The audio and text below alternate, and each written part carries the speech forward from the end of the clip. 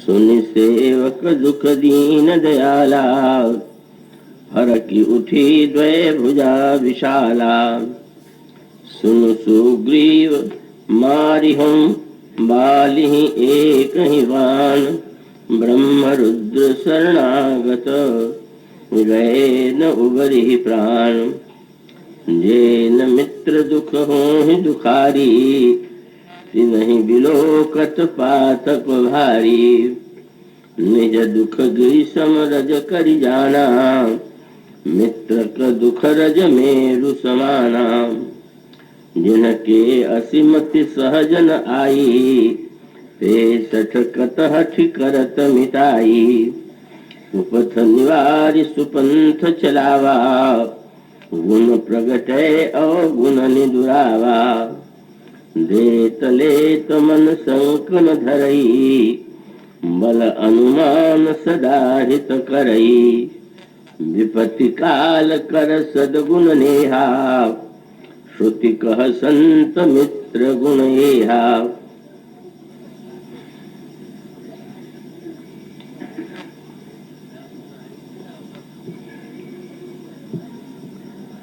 भगवत कथा रसिक महानुभावों, भक्तिमती देवियों, उस पंक्ति में जिसमें परम पतिव्रता अनुसुईया ने जनक नंदिनी सीता को और जनक नंदिनी सीता को माध्यम बना करके जो उपदेश दिया, उसमें उन्होंने ये कहा कि धैर्य, धर्म, मित्र और नारी, इन चारों की परीक्षा तो आपत्तिकाल में ही होती है। धैर्य और धर्म के संबंध की बात पिछले दिनों चलती रही है। कल मित्र के संदर्भ में, मित्रता के संबंध में जो मानस में विचार प्रस्तुत किया गया है, और यहाँ भी भगवान राम ने वही वाक्य दोहराया। प्रभु भी यही कहते हैं कि सुग्रीव विपत्ति काल कर सद्गुण नेहा, श्रुति कह संत मित्र गुणया। मित्र वस्तुतः मित्रता की परीक्षा तो विपत्ति के समय ही होती है, और संत और सच्चे मित्र को छोड़ करके विपत्ति काल में अन्य कोई साथ नहीं देता। तो आजकल 2 दिन है, मित्र और नारी, इन 2 संदर्भों में, 2 के संबंध में कुछ बातें आपके सामने रखने की चेष्टा की जाएगी। आशा है आप पूरी एकाग्रता और शांति से उसे सुनेंगे। भगवान श्री राम ने मैत्री धर्म की व्याख्या जिन शब्दों में की है, वही आपके सामने अभी इन पंक्तियों के रूप में पढ़ा गया। और सचमुच यूं कह सकते हैं कि मैत्री धर्म की ऐसी पूर्ण समग्र व्याख्या, समग्र उसका जो विश्लेषण है, वह अन्यत्र दुर्लभ। भगवान श्री राम ने जो मुख्य सूत्र दिए, और उस सूत्रों में जो कुछ ऐसी बातें कही कि जो साधारणतया हमारी मान्यता, प्रचलित धारणाओं से कुछ अलग भी होती है। जैसे भगवान श्री राम जब मैत्री धर्म का वर्णन करते हैं, तो प्रभु ने यह कहा कि मित्र वह है जो न देने में संकोच करे और न लेने में करे। तो देने की महिमा बहुत गाई जाती है, देना बहुत महत्वपूर्ण है, और व्यक्ति को देना ही चाहिए, ये धारणा प्रचलित है। और ऐसा माना जाता है कि मांगना बड़ा एक न्यून है या निषिद्ध है। पर भगवान श्री राम जब यह कहते हैं कि सच्चा मित्र वह है कि जो देने और लेने दोनों में ही संकोच का अनुभव नहीं करता, तो इसके पीछे भगवान श्री राम का तात्पर्य क्या है? वस्तुतः मांगने के पीछे व्यक्ति में दैन्य की भावना होती है। व्यक्ति अपने आप में अभाव मानता है और तब वह दूसरे से मांग लेता है। और जो व्यक्ति अपने आप को स्वाभिमानी मानता है, या वो स्वाभिमान कहें कि उससे अभिमान कहें, उस व्यक्ति को यह लगता है कि वस्तुतः मांगना उचित नहीं है, हम तो केवल देंगे, लेंगे नहीं। तो न लेने में अभिमान है और लेने में दैन्य है। जो लेता है उसमें दैन्य आता है और जो नहीं लेता है उसमें अभिमान का उदय होता है। तो प्रभु का तात्पर्य यह है, ये दोनों ही जो वृत्तियां हैं, हम इतने श्रेष्ठ हैं कि हम किसी से क्यों मांगे, यह अभिमानी है। और इसी प्रकार से जो मांगते रहना है वह भी दैन्य है। तो सच्चे अर्थों में मित्रता समानता में होती है, और समानता में तब होती है कि जब व्यक्ति को हीनता और अभिमान दोनों ही वृत्तियों से मुक्ति से मिल चुकी है। आप भगवान कृष्ण के चरित्र में, भगवान राम के चरित्र में मैत्री धर्म के बड़े उत्कृष्ट दृष्टांत आपके सामने आते हैं। भगवान श्री राम ने जिन व्यक्तियों को अपने मित्र के रूप में स्वीकार किया, वो उनमें मुख्यतः तीन।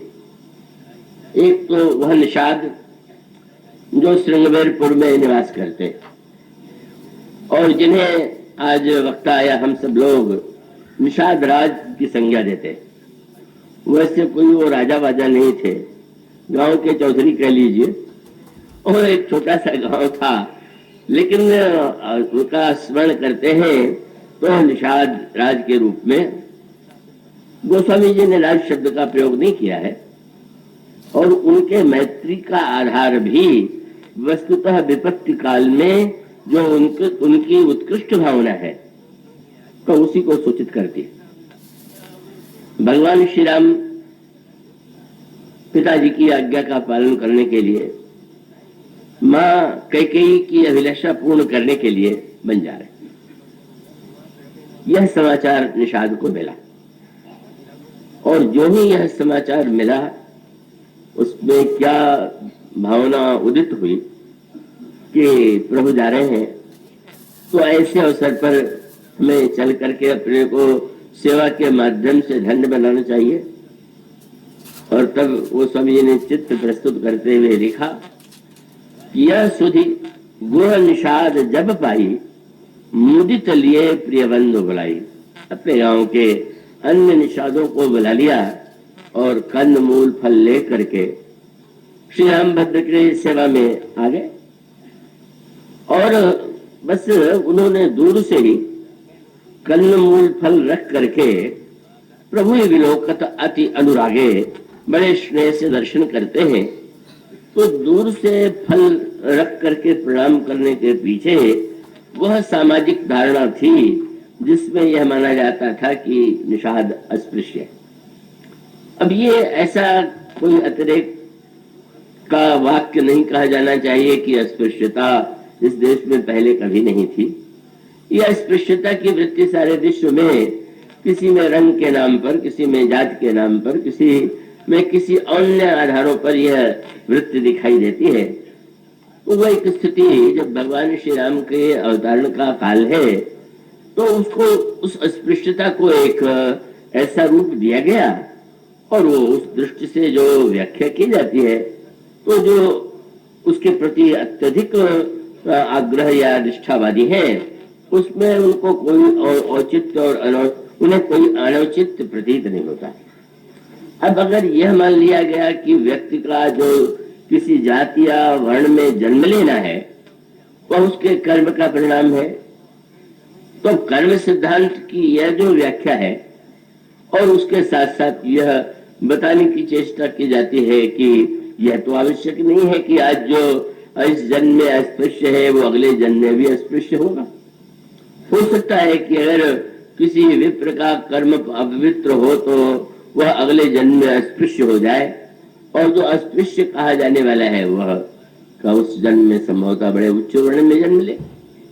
किंतु वो समस्या यह है कि इस प्रकार की जब व्याख्याएं की जाती हैं तो उस प्रकार से एक प्रकार से मनुष्य के मन में उसका जो प्रभाव पड़ना चाहिए वो ठीक उससे उल्टा प्रभाव पड़ता है। कर्म सिद्धांत के आधार पर यदि यह मान ले, एक व्यक्ति मान लीजिए कोई कुपथ्य उसने किया और कुपथ्य करने के बाद रोगी हुआ, तो अगर हम ये कहें कि उस अपने कर्म का फल वो भोग रहा है इसलिए उसकी कोई सहायता नहीं की जानी चाहिए, ऐसे भी मतों का वर्णन आता है। प्रश्न यह है कि व्यक्ति के जीवन में जब स्वयं कष्ट आता है तो क्या उसे वो अपने कर्म का परिणाम मान करके औषधि नहीं लेता, क्या उसको मिटाने की चेष्टा नहीं करता? और इसका अर्थ यह है कि ऐसी व्याख्या कि जिस व्याख्या को तार्किक का रूप तो दिया जा सकता है, पर तार्किक रूप देने के बाद भी वस्तुतः व्यक्ति उसका मनमाना एक अर्थ लेकर के, अगर किसी व्यक्ति ने मान लिया कि मैं उच्च वर्ण में मेरा जन्म हुआ है तो मैं श्रेष्ठ हूं, और अगर किसी का निम्न वर्ण में कहा जाने वाले वर्ण में जन्म हुआ है तो हमारी अपेक्षा न्यून है या उसने पाप कर्म किया है, तो इसका परिणाम तो ये कहीं हो सकता है। और ये है कि अपने को श्रेष्ठ कर्म से युक्त मानने वाला अभिमानी हो जाए और वो इस सिद्धांत के नाम पर वो दूसरों को हमेशा हीन और तुच्छ सिद्ध करने की चेष्टा करे। तो ये कर्म सिद्धांत की इस प्रकार की व्याख्या की तो गई है, पर उस व्याख्या को सही अर्थों में शायद ही कोई व्यक्ति लेता हो। उस व्याख्या के द्वारा व्यक्ति अपने अभिमान का ही पोषण करता हुआ दिखाई देता है। इसलिए इसको मानो श्री रामचरितमानस में, या जिसे भगवान राम का राज्य कहते हैं, का उसकी विलक्षणता क्या है? वैसे भगवान राम के वाक्यों में सर्वदा बड़ी विनम्र भाषा रहती है, लेकिन भगवान राम के चरित्र के द्वारा समाज में जितनी बड़ी क्रांति उस समय हुई वह तो एक बहुत ही असंभव सा कार्य था जो प्रभु ने अपने चरित्र के द्वारा संपन्न किया। अब अस्पृश्यता के विरुद्ध भाषण दिया जाता है, दिया जा सकता है, उसके द्वारा द्वेष और संघर्ष उत्पन्न हो सकता है, किंतु उसके द्वारा समस्या का समाधान तो नहीं होता। भगवान राम के समाधान की शैली और उसका अभिप्राय कि जब भी कभी मैंने ऐसे भाषण सुने या कभी ये बात सामने आई तो लगता है कि कभी कभी जो अच्छे भले लोग हैं वे भी किस सीमा तक आग्रही हो जाते। भगवान श्री राम के सामने निषाद जब आ करके कीन दूरिते दंड प्रणाम, दूर से ही फल रख करके प्रणाम करते हैं, तो निषाद राज ने यह मान करके स्वीकार कर लिया कि मेरे कर्म पवित्र नहीं होंगे और मेरा स्पर्श करने से प्रभु को कहीं कष्ट न हो या वर्ण धर्म की मर्यादा के विरुद्ध न हो, इसलिए उन्होंने फल रख करके दूर से प्रणाम किया। अब स्वाभाविक है जो अतिशय आग्रही होते हैं, एक बड़े विद्वान बड़े उत्कृष्ट व्यक्ति माने जाते रहे, भगवान श्री राम के सामने जब फल रखा गया तो एक बड़ा विचित्र विरोधाभास है। फल लाने वाला अस्पृश्य है और फल अस्पृश्य नहीं। फल लेने में आपको कोई संकोच नहीं होगा, फल पवित्र रहेगा, पर फल जो तोड़ के लाया है वो अपवित्र है। भगवान श्री राम ने क्या किया? जिस समय दूर से प्रणाम किया भगवान राम ने निषाद को पास में बुला करके और सहज स्नेह विवश रघुराई पूछे कुशल निकट बैठाए। उन्होंने स्पर्श की बात तो क्या है, बड़े प्यार से उनको अपने पास में बैठा लिया और प्रभु ने संबोधन देते हुए कहा कि मित्र आप प्रसन्न तो हैं। तो भगवान राम कुछ तर्क भाषण नहीं देते, पर अपने चरित्र के द्वारा उन्होंने वो कार्य करके दिखा दिया। यद्यप मैं जानता हूं कि ऐसे भी व्याख्याकार हुए, एक बड़े उत्कृष्ट व्याख्याकार थे, जब उनसे कहा गया कि भगवान राम ने तो निषाद को पास में बैठा लिया, हृदय से लगा लिया, तो क्या ये शास्त्र के विरुद्ध नहीं है? तो उन्होंने युक्ति ढूंढ करके यही कहा कि क्या बात है, ठीक है हृदय से लगा लिया होगा, स्पर्श किया होगा, पर बाद में नहा लिया होगा। और इसका अर्थ है कि श्री राम को नहलाए बिना उनको संतोष नहीं हो रहा था कि राम भी शुद्ध तब होंगे, शास्त्र की मर्यादा का पालन तब होगा जब उनको छूने के बाद वो नहाए। तो ये जो अतिशय आग्रह है इस प्रकार का, कई तार्किक रूप में कहना किसी के लिए संभव हो सकता है, पर समाज में तो इसका अतिशय बुरा प्रभाव पड़ता है और पड़ता दिखाई देता है। भगवान श्री राम जब एक सबसे अस्पृश्य जास छाछ ले ये सींचा, ऐसा तक माना जाता था।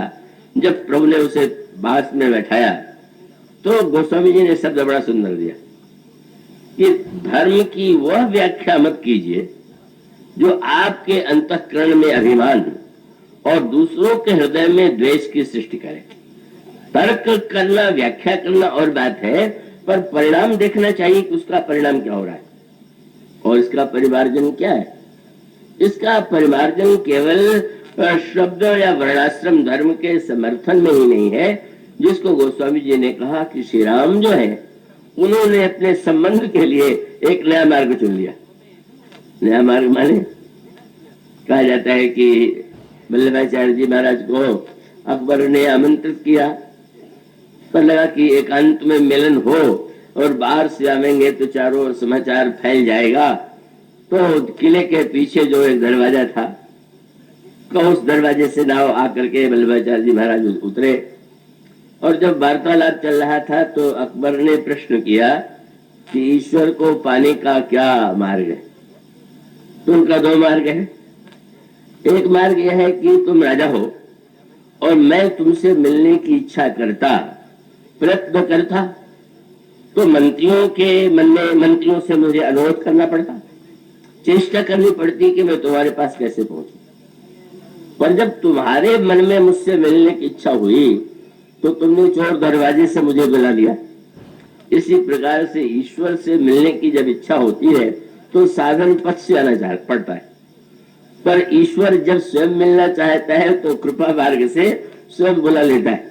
वह रामायण में भी प्रसंग आता है ना कि जिस समय लक्ष्मण जी महाराज को शक्ति लगी और आदेश दिया गया हनुमान जी को कि जाकर के लंका के वैद्यराज को बुला करके ले आओ। जब हनुमान जी वहां गए तो सुखेर वैद्य गहरी नींद में सो रहे थे, और जब वे सो रहे थे तो उपाय तो हो सकता था कि हनुमान जी वैद्यराज को जगाते और ये कहते कि आपको श्री राम ने स्मरण किया। तो नीति के विरुद्ध भी हो सकता था कि वैद्य कह सकता कि मैं क्यों जाऊं, मैं कैसे अपने राजा को छोड़ करके शत्रु के शिविर में जाऊं। पर उसके पीछे जो अंतरंग रस है दूसरा है। श्री हनुमान जी प्रभु से मिलाने की कला में अद्वितीय। जितने लोगों को हनुमान जी ने प्रभु से मिलाया वैसा अन्य कोई आपको पात्र ढूंढने पर भी नहीं मिलेगा। पहले भी मिलाते रहते थे, अब भी मिलाते रहते हैं, हनुमान जी का कार्य है। और उनकी विलक्षणता वही है कि सर्वत्र जो है वो स्वार्थ और परमार्थ का सामंजस्य करते हैं। हनुमान चालीसा में आप पाठ करते हैं, जहां कहा गया हनुमान जी की वंदना करते हुए कि आप कितने उदार हैं कि तुम उपकार सुग्रीवन कीना, राज मिलाए राजपद्य, राम मिलाए राजपद्य। राम भी मिल गए और राज्य भी मिल गया, ऐसा तो आप ही कर सकते हैं। तो अब जितने लोगों को मिलाया, सुग्रीव को मिलाने वाले अन्य सब अनेक अनेक भक्तों को किसी न किसी रूप में हनुमान जी मिलाने में सहयोगी बनते हैं। पर सुखेर वैद्य को जैसे मिलाया वो तो अद्भुत ही था। हनुमान जी ने देखा सो रहे तो आपने का सोए हुए चाहते तो उठा ले जाते, ऐसा भी नहीं किया। पूरा उस सुखेर वैद्य का जो भवन था वही उखाड़ करके आप लेकर के चले। और जब प्रभु के पास गए और सुखेर वैद्य की नींद खुली तो देखा कि वो तो श्री राम के सामने बैठे। किसी ने हनुमान जी से कहा कि शास्त्र ये कहता है कि भगवान को पाने के लिए धाम काम छोड़ना होगा। जनकपुरवासी थे, धाये धाम काम सब त्यागी, पर आपने तो अनोखा कार्य किया। न इनसे घर छोड़ने के लिए कहा, न काम छोड़ने के लिए कहा, आप तो उनको सोए से उठा ले आए। ईश्वर को पाने का कोई यह भी मार्ग है क्या? तो हनुमान जी ने कहा कि जो प्रभु को पाना चाहते हैं उन्हें धाम और काम छोड़ना चाहिए। पर सुखेर तो प्रभु को पाना नहीं चाहते थे। जब प्रभु ही उनको पाना चाहते थे तो मुझे लगा कि भाई तुम धाम काम मत छोड़ो, राम लिए चलो। तो उसके साथ भी सबके साथ भगवान के पास पहुंच सकते हो। तो हनुमान जी महाराज जो है का वह तो अद्भुत है, उनका स्वरूप अद्भुत है। तो यह जो इसका अभिप्राय यह है कि प्रभु के चरित्र में ये जो विविध पात्र विविध रूपों में आते हैं, उसकी विलक्षणता यह है कि व्याख्या का वह रूप का जिसका सूत्र एक ही। अब अगर यह मान लिया जाए कि भगवान राम मर्यादा पुरुषोत्तम है, इसलिए उन्हें वर्ण व्यवस्था के नियमों का कठोर से कठोर रूप में पालन करना चाहिए, तो एक अलग बात है। पर वह सूत्र मानो उस रूप में था कि जहां पर भगवान जो है एक नया मार्ग, और नया मार्ग क्या है, जिसको कहते हैं चोर दरवाजा।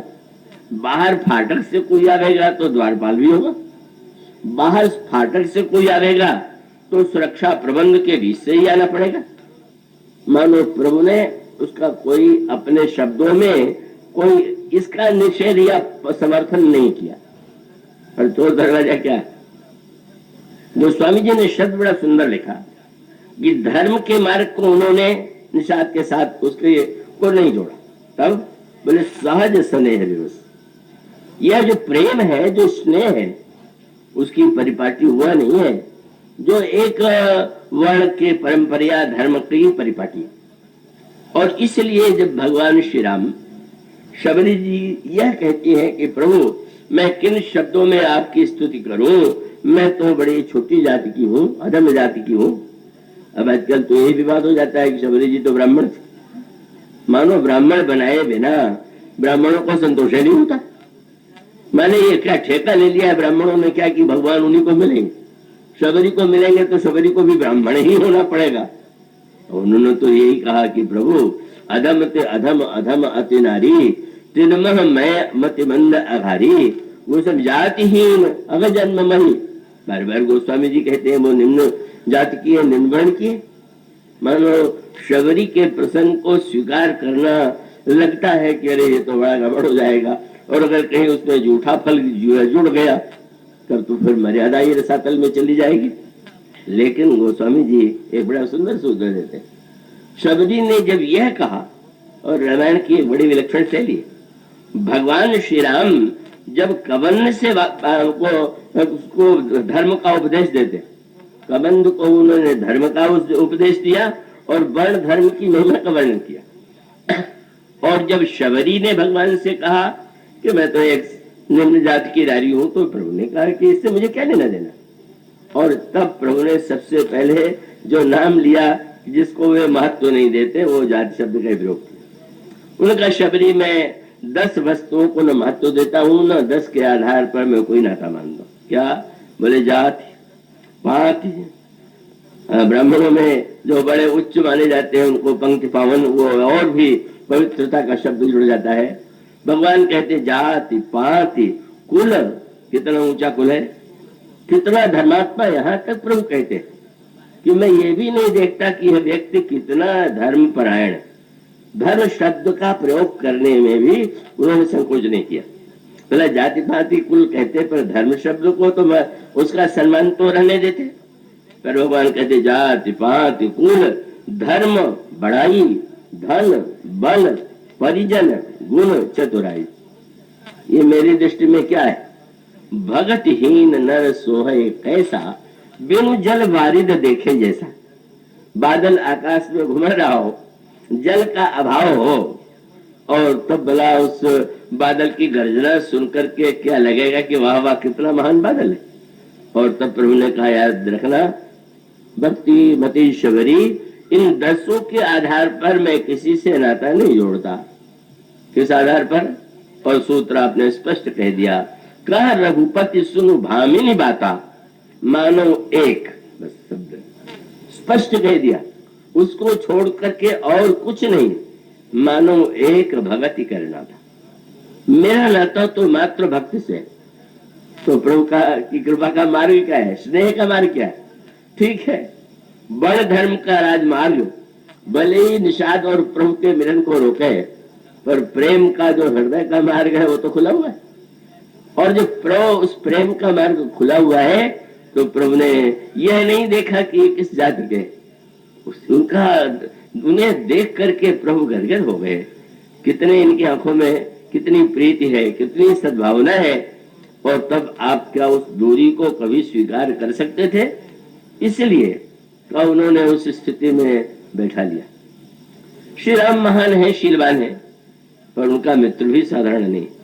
देखिए, कोई सत्ता में स्थिर हो तो उसका सत्कार तो बढ़ते जाता है, पर वो सत्ता अगर किसी की छिन जाए तो बेचारों की इतनी दुर्दशा दिखाई देती है, इतना अनादृत लगता है कि जैसे लगता है कि कोई पूछने वाला नहीं। तो विरोध की बात मैं सुनाऊं, कानपुर में एक तुलसी उद्यान है, तो वहां पर साहित्यकार और जो लेखक है उनकी मूर्तियां, तो गोस्वामी तुलसीदास जी का नामकरण है, उसके साथ मैथिली शरण जी की मूर्ति स्थापित करने का उपक्रम किया गया। तो कुछ योजना उनके अपने ढंग की लोगों की रही होगी, तो उन्होंने उद्घाटन करने के लिए श्री अटल बिहारी वाजपेयी को बुलाया और मुझसे अध्यक्षता के लिए कह दिया गया। तो उसमें अटल बिहारी जी ने कहा कि ऐसे साहित्यिक प्रसंगों में राजनीतिज्ञों को महत्व देना उचित नहीं है, ये तो साहित्यकारों की वस्तु है, पर आजकल इसकी परंपरा हो गई। तो अंत में मैंने भाषण देते हुए यही कहा कि नहीं, अटल बिहारी जी ने बहुत सुंदर बात कही है, पर मुझे लगता है कि राजनीतिज्ञों को सम्मान अवश्य देना चाहिए। तो जीवन काल में भी मरने के बाद भी इतनी शिकड़ी है परंपरा, बहुत अच्छे हैं। मैंने मुझसे कहा कि आपने बहुत अच्छी बात कही। तो उसका अभिप्राय है कि सचमुच जो है वो जो दृष्टि है भाई सत्ता में है तो क्या कहना है, सत्ता से चित हो जाए तो कोई महत्व ही नहीं। तो ये जो स्थिति है, भगवान राम तो सत्ताच्युत हो चुके, युवराज बनने के स्थान पर देश निकाला दे दिया गया, और उस राम का स्वागत करने का जिस व्यक्ति ने साहस किया वो कितना विशाल हृदय का रहा होगा। श्री राम विशाल हृदय के हैं, इसमें संदेह नहीं। तो निषाद का साहस देखिए, अपनत्व और प्रेम देखिए, और इतना ही नहीं कि वो कंदमूल फल से स्वागत किया, भगवान राम से निषाद राज ने अनुरोध किया, आप कृपा करके शब्द और सुंदर सुना। वैसे तो कोई महल में भी रहे तो यही निमंत्रण में कहता है मेरी कुटिया में पधारिए, पर कोई कुटिया में रहने वाला कहे मेरे महल में पधारिए, तो ये तो गाँव वाला था, भगवान से कह सकता था कि मेरा छोटा सा गाँव है, चलिए। उसने कहा कि कृपा करिए पूर्ण धारिए, अपने छोटे से गाँव को उसने पूर्ण का। आज भी इस परंपरा का बदलाव किया जाता है, उसको आज भी श्रीनगर पूर्व ही कहा जाता है। तो गाँव तो गाँव है, पूर्व तो बहुत बड़े जो स्थान है उनको कोई संज्ञा दी जाती, कितने स्नेह नहीं भावना है, और बोलने में सावधानी कितनी।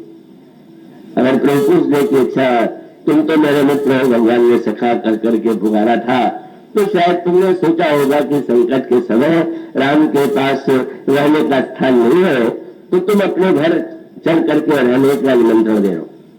कंदमूल फल से स्वागत केवल न करके निषाद की इच्छा है कि 14 वर्ष इसी गांव जिसमें उन्होंने कहा पुर, और पुर के पीछे ये उसकी भक्ति वही भावना है, जिसका संकेत ही मिलता है सुमित्रा अम्बा के वाक्य में। सुमित्रा अम्बा से लक्ष्मण जब विदा लेने के लिए आए हैं तो मां ने पूछा कहां जा रहे हो, वो अयोध्या छोड़ करके वन में। लक्ष्मण तुम्हारी कैसी भ्रामक व्याख्या है, तुम अयोध्या छोड़ के वन में जा रहे हो, वन में तो हम लोग रहेंगे, तुम तो अयोध्या में जा रहे हो, क्यों आ रहे हो? तुरंत सुमित्रा जी ने कहा अरे तहई अवध जहाँ राम निवासु और तहई दिवस जहाँ भानु प्रकाशु। जहाँ सूर्य होता है वहां दिन होता है कि दिन में दिन ऐसा क्यों है? जहाँ राम रहते हैं वही अवधपुरी, और जहाँ राम नहीं रहते वो बने।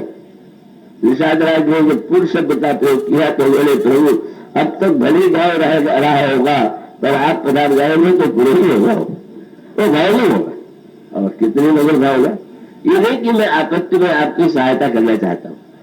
प्रभु को नहीं पूछ रहे हैं, तो निषाद ने कहा कि मैं स्वार्थ गाँव में निमंत्रण दे रहा हूँ, तुम्हारा स्वार्थ क्या है? तो उन्होंने कहा कि जैसे महाराज कोई पत्थर पड़ा है तो कोई महत्व नहीं देता, पत्थर पर सौ रखने में भी किसी को संकोच नहीं होता, पर उसी पत्थर की मूर्ति बना दी जाए, मंदिर में स्थापित कर दिया जाए तो सभी पूजा करते। तो मैं भी निषाद एक पत्थर की तरह समाज में पड़ा गया हूं, जिसको पैर से कोई नहीं ठुकरा सकता है, तो बड़ा अच्छा अवसर है। चल करके इस पूर्व में मेरी स्थापना कर दीजिए, कृपा करिए, पूरे धारी या पानी थापिए जल। जब यदि आप स्थापना कर देंगे तो सब लोग सियाओ, सब लोग मेरे भाग्य से कहेंगे क्या धन्य है भाग्य, मैं आपसे कोई आपको सहायता नहीं दे रहा हूं, मैं तो अपने को बड़ा बनाने के लिए आपसे आग्रह कर रहा हूं। कितना उदात्त भाव है। भगवान श्री राम से निषाद ने मांगा नहीं, भगवान से कहा कि नहीं कि आप साक्षात ईश्वर है, मुझे वरदान दे दीजिए, रिद्धि सिद्धि दे दीजिए, आपको पूर्व में चल करके इस जल की स्थापना कीजिए। भगवान श्री राम गर्वित हो गए और भगवान राम ने कहा वो सत्य, सब सखा सुजाना, हे सखा, हे सुजान, बड़े सुजान हो तुम, तुम्हारा हृदय, तुम्हारी भावना कितनी उदात्त है, पर मैं क्या करूं, मोह धीन पितु आय सुहाना। पिताजी ने मुझे आदेश दिया है कि मैं केवल वन में निवास करूंगा, इसलिए मुझसे आग्रह न करो। यह जो एक मैत्री का दिव्य भाव, जिसका सत्ता से, संपत्ति से कोई संबंध नहीं, और केवल इसी समय नहीं, आप उस स्थिति का, जिसको भगवान कहते हैं विपत्ति काल कर सद्गुण लेहा, जिसको अनुसुईया जी ने कहा कि बस दीर्घ धर्म मित्र नारी आपतकाल पर रखिए चाली। तो निषाद राज को एक दिन समाचार मिला, श्री भरत चित्रकूट की ओर जा रहे हैं और जा रहे हैं सेना लेकर। अब कल्पना कीजिए, जो अयोध्या के नरेश के रूप में स्वीकार किए गए, जिनको महाराज श्री दशरथ उत्तराधिकारी बना गए, जब निषाद ने यह समाचार सुना तो उस पर क्या प्रतिक्रिया हुई? अगर वो अवसरवादी होता तो तुरंत सोचता इनका भी स्वागत करो, चलो राम का भी कर दिया था, भरत का भी स्वागत कर दो, जिससे प्रसन्न ही रहे। लेकिन निषाद ने गाय वालों को बुलाया, अच्छा मैं समझ गया कि भरत क्यों जा रहे हैं चित्रकूट। सेना लेकर के कोई मनाने नहीं जाता, सेना का प्रयोग तो युद्ध के लिए किया जाता है, और इसलिए मैं बताऊंगा भरत को कि लड़ाई किसे कहते हैं। थोड़ा सोचिए, अयोध्या की चतुर्भुज सेना, हाथी घोड़े रथ और एक से एक अस्त्र वेचता, और वह अपने गांव के लोगों को मिला करके कहता है आपके घरों में जो बांस ले आइए, फरसा ले आइए, छुआ ले आइए। कितना उसके जीवन में श्री राम के प्रति प्रेम है। उसको ये लगता है कि क्या हमारे जीवित रहते, जितने निषाद ने सुना उसने कहा कि सन्मुख ले भरत सन ले, और जिया जिया तो मैं सुरसर निबन दे। जब तक हम जीवित रहेंगे, और साथ साथ आदेश दे दिया जितनी नावें है सब डूबो दो, और जब तक हम जीवित हैं तब तक भरत क्या कहीं पार करके जा सकते हैं। और भावना क्या है, तो मैं जानता हूं कि हमारे प्रभु महान है, उन्हें कौन परास्त कर सकता है, लेकिन आज जो उसके मैत्री भावना का उद्गार है, विपत्ति काल कर सदगुरु लेहा, उसने यही कहा समर मरण पुण्य सुरसर तीरा, राम काज छो शरीरा, भरत भाई निप मैं जब नीचू, बड़े भाग असपाइये नीचू, राम काज रंगचारी, जस धैर्य भुवन दुश्चारी। इस प्रकार की वह भावना मानो यह बताती है कि निषाद में मैत्री की भावना कितनी प्रबल है, और उस संकट में जब श्री राम भी सत्ता च्युत है, वन में निवास कर रहे हैं भरत से, और भाव कितना सुंदर चुना। लिखा हुआ है कि सुनी राम पद पंकज पलही, भगवान राम का स्मरण करके वे भरत से लड़ने के लिए नहीं चले, भगवान राम के जूतों का स्मरण करके। कितनी विलक्षण भावना है। इसलिए नहीं कि अस्पृश्य थे तो जूते का स्मरण किया। अगर कोई निषाद से पूछे कि क्या आपको ये विश्वास है कि भरत से युद्ध करके आप जीत सकते हैं, क्या आप मारे नहीं जाएंगे, और तो उसका संकेत मानो यह है कि जूता तो मरे हुए पशु के द्वारा ही बनता है, लेकिन वो मरे हुए पशु का होने पर भी जिसके चलने में जाता है उसको कांटों से बचाता है। तो हम मर करके ही प्रभु के ऊपर आने वाले जो कंटक है उनसे उनको बचाने की चेष्टा करूंगा। और भावना क्या है, आपने इतिहास में पढ़ा होगा कि सिकंदर जब भारत में विजय के लिए विजय के लिए निकला और भारत में विजय के लिए आया, तो पौरव नरेश से युद्ध होने के बाद वो लौट गया। पौरव नरेश को उसने परास्त कर दिया, पर आगे उसने और उसकी सेना ने कहा हम आगे नहीं बढ़ेंगे। क्यों? उनको यह लगा कि एक छोटा सा उसका राज्य और उसके सैनिक और उसके योद्धा इतने वीर हैं कि अगर हम भारत में भीतर प्रवेश करेंगे और जहां बड़े शक्तिशाली राजा है तो हम तो शायद उसे नहीं जीत पाएंगे। मानो पौरव ने हार करके भी सिकंदर के मन में, सेना के मन में इतना भय उत्पन्न कर दिया कि सेना लौट गई, ऐसा इतिहास में वर्णन आता। निषाद का तात्पर्य यह था कि जानवी सानुज राम नारी करो अकंटक राज सुखारी। और भरत ने समझ लिया कि राम अकेले, और जब हम लड़के मर जाएंगे तब उनको समझ में आ जाएगा कि राम से स्नेह करने वाले ऐसे ये व्यक्ति जो अपने प्राण को भी दे करके आपको बढ़ने नहीं दे रहे हैं, मुझे विश्वास है कि हम लोगों के साहस का परिणाम ये होगा कि हमारी मृत्यु सार्थक होगी और भरत ऐसा दुस्साहस नहीं करेंगे। तो यह जो व्यक्ति का विपत्ति काल में उद्गार निषाद के मुख से प्रकट होता है। और इसीलिए तो ये बात और है कि निषाद राज ने श्री भरत को समझने में भूल। निषाद राज का तर्क तो ठीक ही था कि सेना का उपयोग तो युद्ध के लिए होता। श्री भरत जी तो सेना को दूसरे उद्देश्य से ले जा रहे थे। उनका यह आग्रह था कि प्रभु का राज्याभिषेक अयोध्या में नहीं होगा। बलम देव मुनि राम राजू, हम लोग सिंहासन छत्र चमर सारे राज्य के अंग उपकरण लेकर के चलेंगे और गुरुदेव जो है वन में ही श्री प्रभु राम का अभिषेक करेंगे। तो श्री भरत की भावना का तो कहने क्या, उनका तात्पर्य था कि यह तो धृष्टता की पराकाष्ठा है कि हम लोग प्रभु से जाकर के ये कहें कि आप सिंहासन पर बैठने के लिए उद्या चलिए। संसार में व्यक्ति स्वयं छोटा होता है, सिंहासन और पद पाके बड़ा हो जाता है। श्री भरत का तात्पर्य यह था हमारे प्रभु तो इतने बड़े हैं कि उनके लिए तो सिंहासन का कोई अर्थ ही नहीं, इसलिए हम कभी प्रभु से नहीं कहेंगे कि लोग चलिए सिंहासन पर बैठने के लिए। हाँ, और अयोध्या के राज सिंहासन को धन्य होना है तो उसी को ले चलो प्रभु के पास, प्रभु के पास सिंहासन चले और हम लोग प्रार्थना करें कि आप इसको धन्य कर दें, इसको छोटे से बड़ा बना दें। और राजा जब सिंहासन पर अभिषेक होता है तो सेना के द्वारा उसके प्रति विश्वास और नमन करने की प्रक्रिया इसलिए सेना लेकर के जा रहे। पर यह प्रक्रिया तो अभी तक इतिहास में कभी हुई नहीं थी, केवल भरत जी के द्वारा पहली बार की गई और इसलिए निषाद के अंतःकरण में डालना है।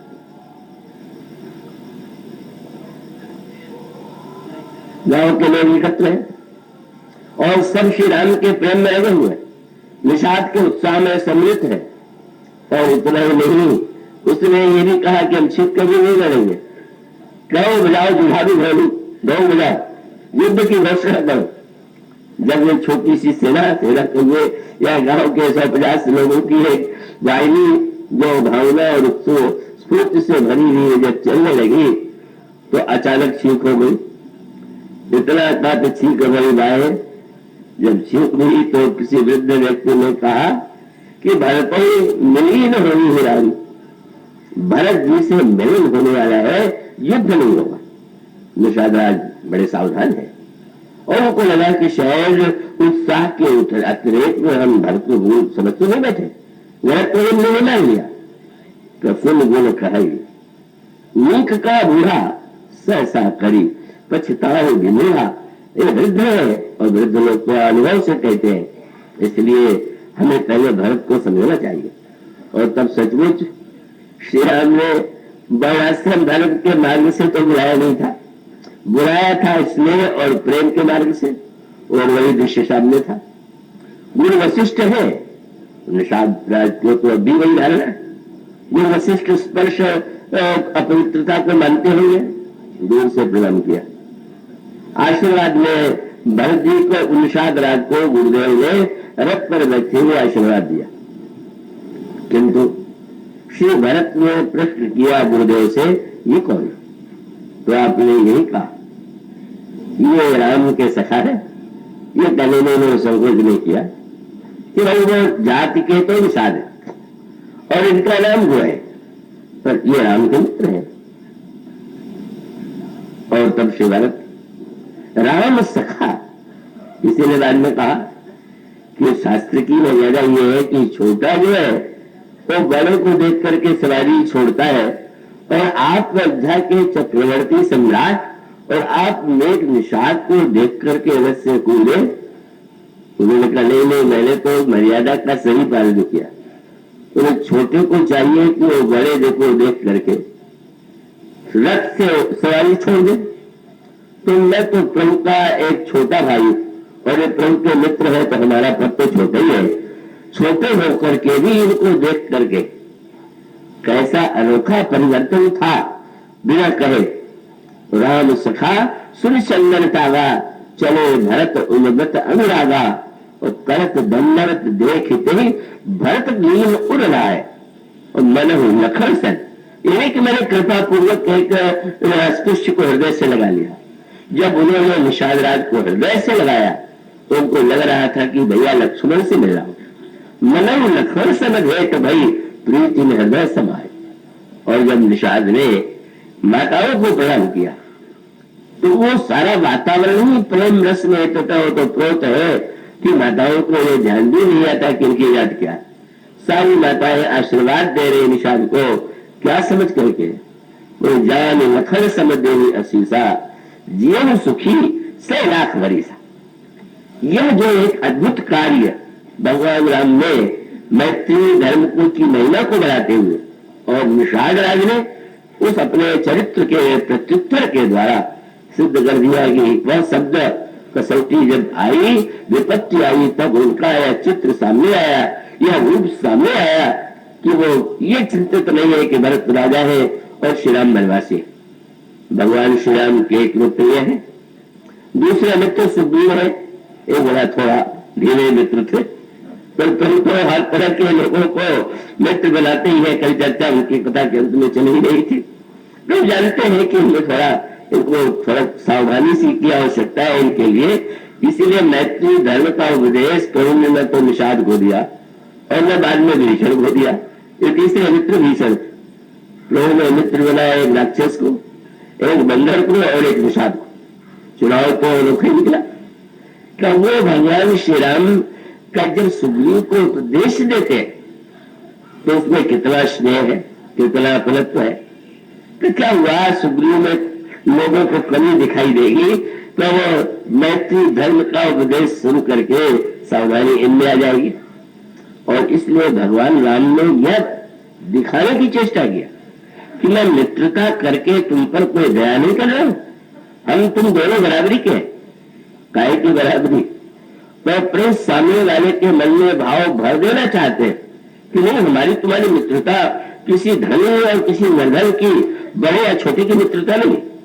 और प्रभु की व्याख्या है कि हम दोनों को समान संकट में, राज्य रहित मैं, राज्य रहित तुम, पत्नी रहित तुम, पत्नी रहित मैं, बहुत बढ़िया हम लोगों की मित्रता रहेगी।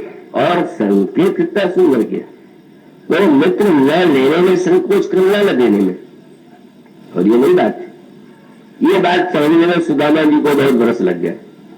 सुदामा जी का जो स्वाभिमान था कि मित्र तो श्री कृष्ण है, और वो उनके मित्रता के दावे भी अपनी पत्नी के सामने बहुत करते हैं कि वो हमारे मित्र तो श्री कृष्ण है जो द्वारिकाधीश, पर नहीं जाएंगे क्योंकि लेने में संकोच। मैं जा करके मांगू, मित्र बराबरी का होता है, मैं कैसे मांगूंगा? भगवान राम पहले से मित्र को कहते हैं मांगने में कोई संकोच होता है क्या? मांगने में प्रभु कहते हैं लेट। तो ये बात समझना बड़ा कठिन हो रहा था, क्योंकि सुदामा जी के जीवन में मैत्री शब्द तो था, पर अपने निष्प्रियता का, अपने ब्राह्मण होने का, अपने त्यागी होने का जो अभिमान सात्विक था उसे नहीं छोड़ पा रहे। और धन्यवाद तो देना चाहिए कि सुदामा की पत्नी को, कपतिदेव निष्काम और पत्नी बेचारी सकाम। और सकाम तो इसलिए कि उसको कष्ट तो उसको साथ साथ भोगना ही। जब कोई व्यक्ति भिक्षा मांग करके ले आवे और भिक्षा के द्वारा जीवन यापन हो रहा हो, बच्चों को कितना कष्ट हो रहा है, तब भी ये अपने स्वाभिमान का नाम लिए हुए अकड़े हैं, मैं नहीं जाता। और तब पत्नी ने बार बार ये कहा कि तब आप ये कहना छोड़ दीजिए कि मेरे मित्र श्री कृष्ण द्वारकाधीश, बोले इससे आपका गौरव नहीं बढ़ता, उनका गौरव कम होता है। आप क्यों बताते हैं कि उनके मित्र है? लोग क्या सोचेंगे आपके मित्र के बारे में? और देखिए, आपको जाना चाहिए। और फिर भी वह अभिमान छूटना कितना कठिन है। जाएंगे तो, लेकिन बिना भेंट के नहीं जाएंगे।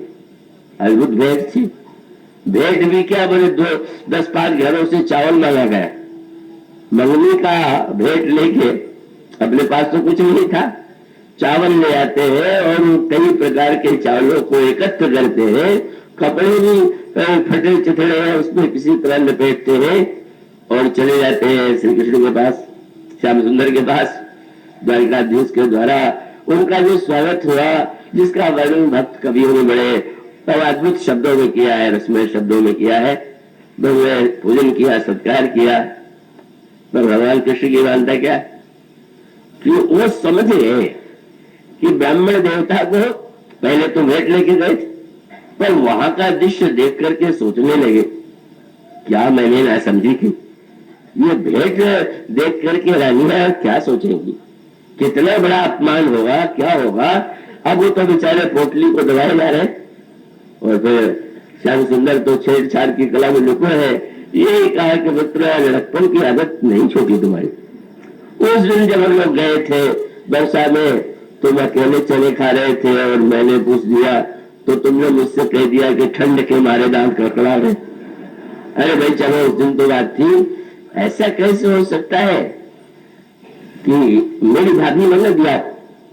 नहीं महाराज, पर उन्होंने बना छीन लिया। और छीन करके जब चावल खाते हैं तो आश्चर्य हुआ कि क्या कृष्ण इतने भूखे? और तब कवि ने कहा कि चावल थोड़ी चला रहे, क्या बोले? चावलो नहीं, चावलो दारिद्र सुदामा, सुदामा की दरिद्रता को ही भगवान। पर यह ध्यान रख करके कि इनको लेने में बड़ा संकोच है कि इसलिए आपने एक भी मुद्रा रत्न सुदामा को व्यक्त नहीं किया, विदा कर दिया। मित्र को लगा सुदामा को कि मत पत्नी ने तो बड़े उत्साह से भेजा, सत्कार भी अच्छा हुआ, पर वो कुछ विदाई तो नहीं हुई। पर अच्छा अर्थ लेने का स्वभाव था, तो सोचने लगे कि श्री कृष्ण ने सोचा होगा कि कहीं संपत्ति पा करके मुझे भूल न जाए, क्या इसीलिए शायद उन्होंने न दिया। पर श्याम सुंदर ने मानव के स्वाभिमान की रक्षा करते हुए जब उस नगर को ही परिवर्तित कर दिया, उसको नगर बना दिया, महल बना दिया, तो मानो सुदामा की यह जो एक कमी है, त्याग वैरागी के संदर्भ में प्रशंसा, तो मित्रता तो बराबरी की वस्तु है। भगवान राम कहते देने लेने में संकोच बिल्कुल नहीं, और इतने नहीं, सुग्रीव तो बस वही अपने स्वभाव को परिचय कर ही बैठे। भगवान ने जब ये शब्द उपदेश दिया और कहा तुम घबराओ नहीं, हम बालिका वध करके तुमको जिसने कष्ट दिया है उससे मुक्त करेंगे। तो बड़े ज्ञानी बन गए, बड़े विरागी बन गए। बोले मेरा तो विचार बदल गया। क्या? बोले मुझे संपत्ति पत्ति नहीं चाहिए, सुख संपत्ति परिवार बढ़ाई, सब परिहर करिहो सेवकाई। सुख संपत्ति परिवार बढ़ाई, सब कुछ छोड़ के आपका भजन करेंगे। क्यों? अभी तो तुम दुखी थे। बोले नहीं महाराज, ये सब राम भगत के बाधक, सुख संपत्ति परिवार बढ़ाई ये भक्ति में बाधक। तो इस सुबह पाठ जो है रट लिया था। और कहो संत तो पद और आधक, रोज मुस्कुराते हुए सुन रहे, मित्र तो बड़ा ऊंचा निकला। और कहा कि प्रभु सत्य तो है कि शत्रु मित्र तो होते ही नहीं, शत्रु मित्र सुख दुख जग माही, माया कृत परिवार नहीं। ये संसार माया में है, न कोई शत्रु है न कोई मित्र है। और बाली को मैं शत्रु क्यों मानू? बाली तो धन्यवाद का पात्र है कि बाली परम हित जासु प्रसादा, मिले राम तुम समन विषादा। बाली ने बड़ी कृपा किया, उसी की कृपा से तो आपका मिलन हुआ, इसलिए अब कुछ नहीं चाहिए। और मैं विश्वास दिलाता हूं कि मेरा मन पूरी तरह वासना से मुक्त हो गया। नाथ कृपा मन भय अलोला, जो ही प्रभु ने सुना खूब हंसे। अर्जुन की बात को सुनकर के भगवान कृष्ण भी मुस्कुराए थे और अपने मित्र की बात सुनकर के भगवान राम भी खूब हंसे। कहले जो कछु करो सत्य सब सुन तो सखा वचन मन निशान हो। जो कुछ तुमने कहा है वो सत्य ही, लेकिन मित्र मेरी बात भी तो झूठ नहीं है। अर्थ लगाने में सभी चूक गए और तब भगवान से कहा कि महाराज मेरे मन में तो भेद मिट गया, बारिश से कोई विरोध नहीं, पर शायद आपको सत्य की चिंता है कि मैंने जब कहा है कि मारूंगा तो इसलिए आप चाहते हो, वो तो ठीक है, आपके वचन की रक्षा के लिए भले ही मैं लड़ूं, पर मेरे मन में कोई छल, वही ब्राह्मण ज्ञान निष्काम कर्मयोग का ऊंचे से ऊंची बातें सचमुच उच्च कक्षा की है, पर उच्च कक्षा की बात छोटे कक्षा का विद्यार्थी रख सकता है, दोहरा सकता है, पर उसकी स्थिति तो नहीं। और इसलिए भगवान ये नहीं था कि मुझे सत्य की चिंता है। भगवान राम ऐसे सत्यवादी बिल्कुल नहीं है कि मुंह से निकल जाए तो होना चाहिए। ऐसा सत्य भाषण तो महाभारत काल में होता था, मुंह से निकल जाए तो क्या गलत है तो भी होगा। इसी पर में सारे महाभारत के योद्धा और योद्धा श्री राम को तो कभी ये बातें ध्यान में नहीं आती। भगवान श्री राम का सत्य वह नहीं, और सचमुच सत्य का क्या अर्थ हो।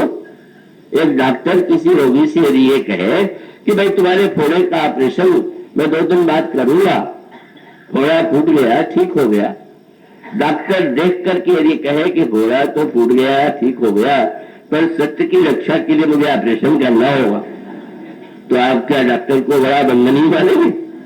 भाई उद्देश्य परक सत्य होता है कि मुंह से जो निकल गया।